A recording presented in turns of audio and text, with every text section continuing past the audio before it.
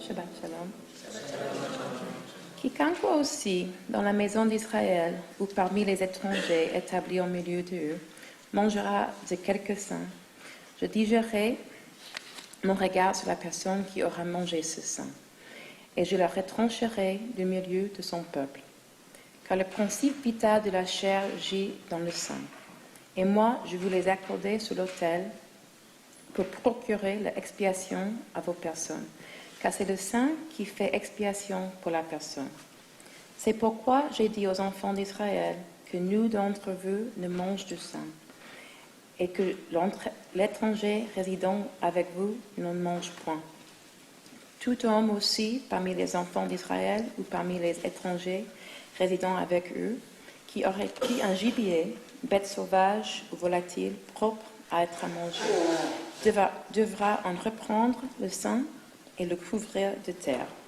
Car le principe vital de toute créature, c'est son sang qui est dans son corps. Aussi, ai-je dit aux enfants d'Israël, ne mangez le sang d'aucune créature, car la vie de toute créature, c'est son sang. Quiconque en mangera sera retranché.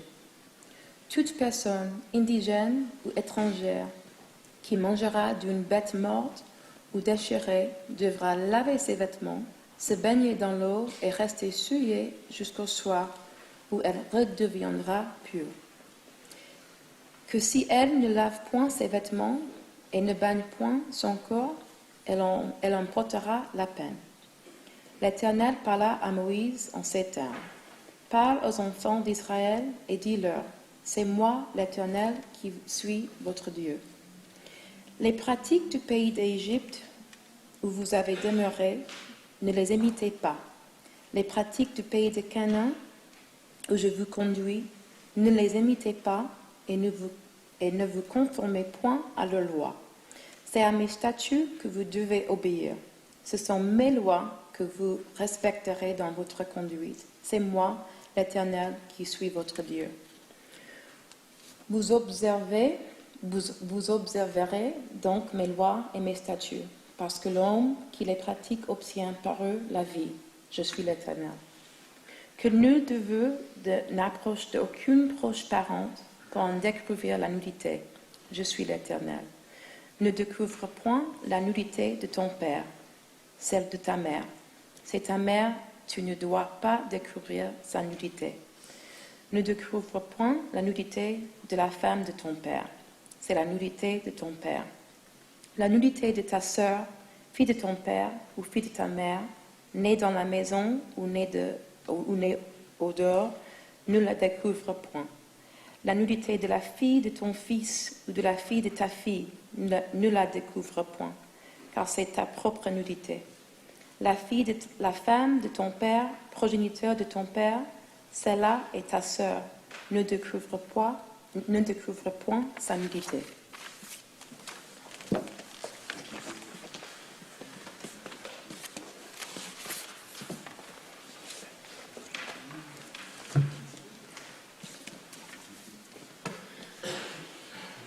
Après Pessah, je suis allé cette semaine à Vilnius, la capitale de la Lituanie. Quelqu'un a déjà visité Vilnius? Oui. Excellent. Cette ville, c'est une ville petite, mais très dynamique, avec une population jeune et occidentale très heureuse de faire partie de l'Union européenne. C'est aussi une ville dont l'histoire juive est très riche. Je suis sûr que vous avez entendu parler du Gaon de Vilna, cet éminent rabbin du XVIIIe siècle, et ou du Chasse de Vilna, l'édition imprimée la plus répandue du Talmud, et encore du ghetto de Vilna, pendant la Shoah, que les nazis ont organisé, mettant ainsi fin à l'existence de la communauté juive de Vilnius. Tout symbolise cette communauté juive florissante et intellectuelle qui s'épanouissait, et ils ont marqué l'histoire de la ville. Avant la Seconde Guerre mondiale, cette petite ville comptait plus de plus de 100 synagogues et de nombreux kloisen, termes par lesquels on désignait les yeshivas. Vilnius était connu comme la Jérusalem du Nord, et sa communauté était réputée pour son érudition et son savoir. Les Litvaks étaient connus pour leur génie, leur entêtement et pour ne jamais mettre de sucre dans leur gefilte fish. Mon premier événement cette semaine là-bas a été la Mimouna. Oui, une Mimouna à Vilna. Cela ressemble à une blague. Mais pour moi, cela fait partie de la remarquable fusion qui se produit aujourd'hui dans le monde juif, alors que nous nous empruntons des traditions les uns aux autres. Il existe même une version lituanienne de la traditionnelle moufletta marocaine. C'est une sorte de crêpe au miel et elle est délicieuse, même la version lituanienne. Cette fois-ci, j'ai parlé là du thème de l'amour juif, sous l'œil attentif d'un poisson rouge que nous avions baptisé Mimouna 2 ans plus tôt. Il n'y a pas encore vraiment de communauté libérale en Lituanie, mais depuis 3 ans, je m'y rends et j'aide à en construire une. En effet, un noyau de volontaires engagés se montre motivé à y instaurer un judaïsme égalitaire et moderne. Dans un pays où la vie religieuse a été détruite d'abord par les nazis, puis interdite sous le communisme, il est merveilleux de voir les Juifs litvaks se réapproprier leurs racines et oser exprimer leur judaïsme. L'événement principal de ma visite a été la célébration de 10 bar et bat mitzvah, lors d'une cérémonie qui s'est déroulée hier. 4 filles et 6 garçons ont lu la Torah et célébré leur majorité religieuse. Ils fréquentent le lycée juif Shalom Aleichem et c'est déjà la 3e année que nous travaillons ensemble pour la préparation d'une telle cérémonie de bar et de bat mitzvah. Il y a 2 ans, c'était la première fois en Lituanie que des filles lisaient des passages de la Torah pour célébrer leur bat mitzvah. Cette année, c'est déjà presque devenu normal.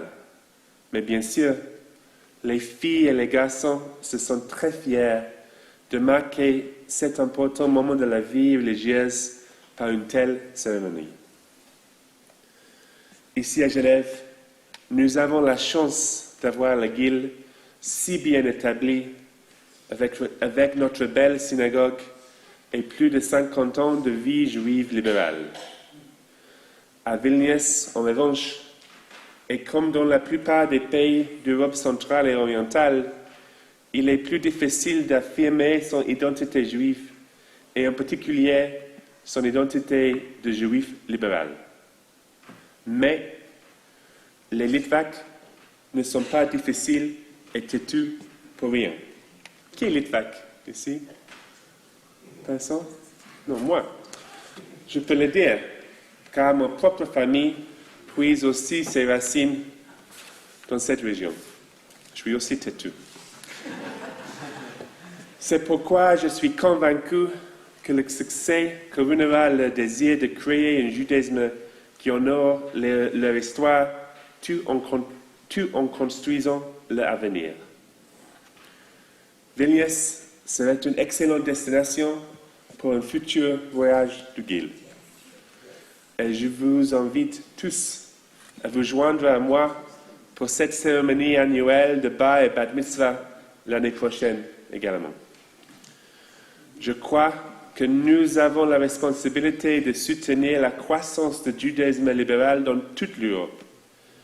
Moi, je veux jouer mon rôle à cet égard et j'espère que vous le ferez aussi. Notre paracha de cette semaine s'intitule Acharei Mot, après la mort.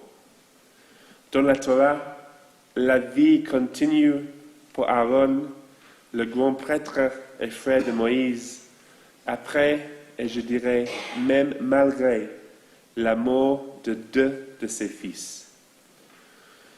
Il en va de même à Vilnius. Nous y voyons la vie juive renaître après la mort et la destruction de la Shoah, qui jette encore son ombre 80 ans plus tard. Mais la vie continue, et comme dans le 614e commandement d'Emil Fackenheim, les Litvaks n'accorderont pas à Hitler une victoire posthume. En dansant hier et en célébrant ce nouveau minyan d'adolescents juifs, nous avons, dans une certaine mesure, respecté ce commandement supplémentaire. Shabbat Shalom.